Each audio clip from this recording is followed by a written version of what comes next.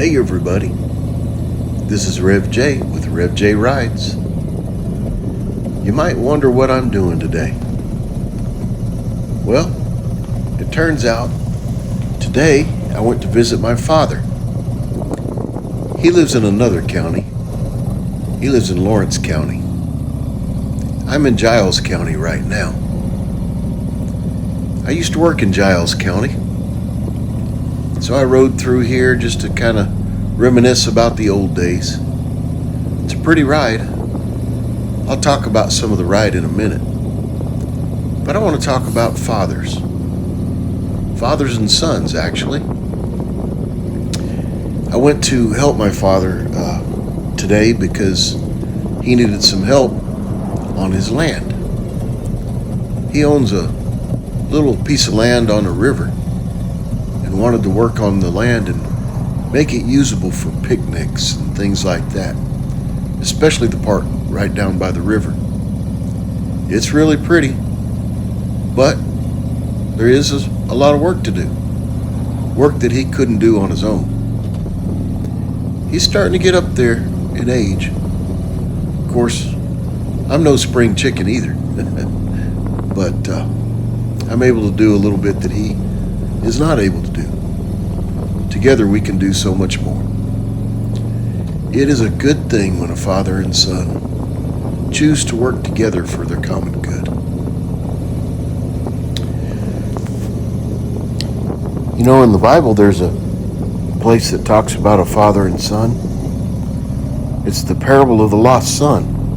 At least that's one place where it talks about the father and son. But this man, he had two sons.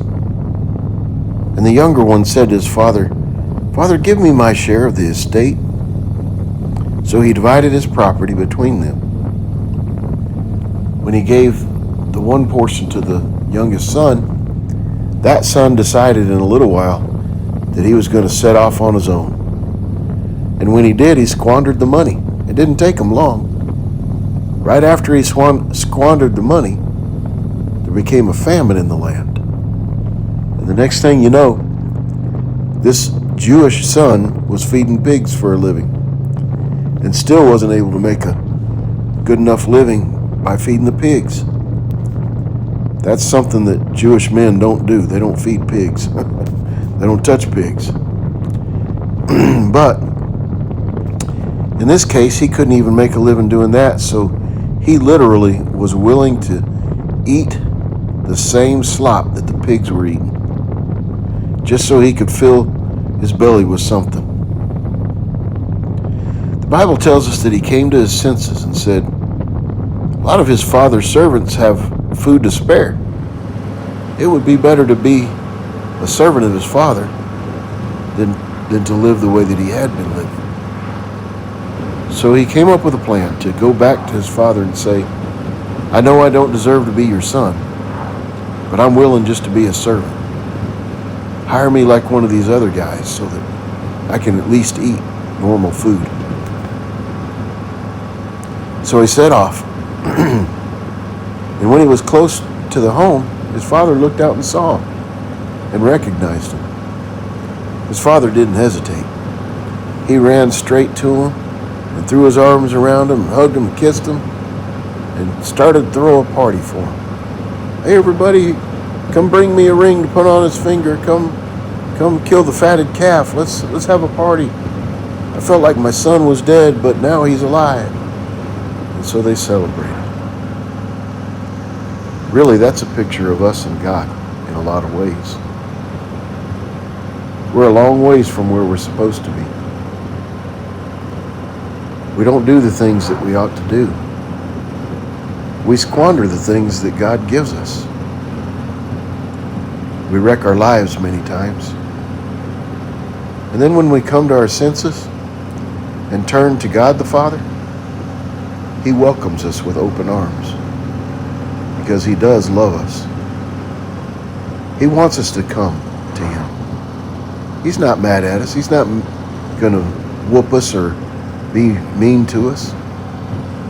He just wants to love us. So anyways, take a look at this countryside. Look at that old barn. Isn't that pretty? There's a story about that. That's a bar on my right that I just looked at. Coming up, there's a house up on the hill on my left where I did a whole bunch of concrete work when I was younger. Me and some of the guys that I had hired, and my son. My son helped me too. I'll get to that story about that bar in a minute. I was just wanting to look at this house. It's coming soon.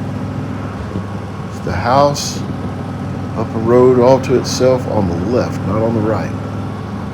Right down that road on the left. But anyways, that bar back there that we just looked at on the right, wasn't very long ago, a man, I guess, got drunk inside of that bar. And he walked out of the bar and walked out into the road. He got killed. He got run over. When I heard it on the news, they weren't able to find the person who had run him over. Kind of like someone might see, roadkill on the street, maybe a deer or a squirrel or something.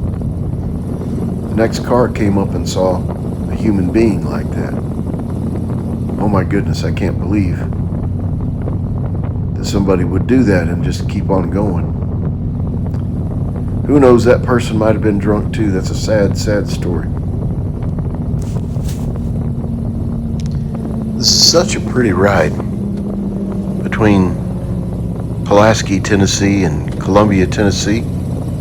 I always did enjoy it when I worked in Pulaski. When I pastored there for 4 years and 2 months, I never once regretted having to take this drive. But the moment I resigned, I couldn't hardly stand driving this. I had to give my 2 weeks notice, and for 2 weeks I couldn't hardly stand this drive. I don't know why. It was like God helped me to love it when I needed to take the drive, and then for some reason I didn't like it. All of a sudden I was tired of it. Anyways, I don't know what that means. It's just kind of strange. Still pretty though, and I do enjoy coming back through and taking a look at some of this. This Giles County, Pulaski area, to me, is a very pretty place. It's one of my favorite places, at least in Middle Tennessee.